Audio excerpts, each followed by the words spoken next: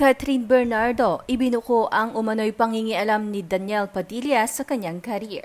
Nauna nang naibalita noon na pinigilan umano ni Daniel Padilla ang kanyang dating nobya si Catherine Bernardo na gawin ang sequel ng Hello, Love, Goodbye with Alden Richards.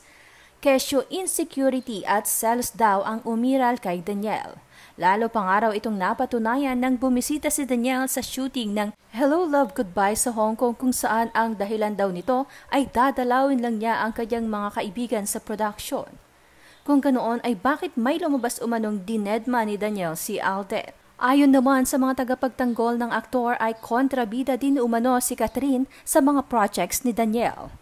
How true na inalmahan umano ni Catherine ang pelikulang dapat sana'y pagsasamahan ni Daniel at Sarah Geronimo.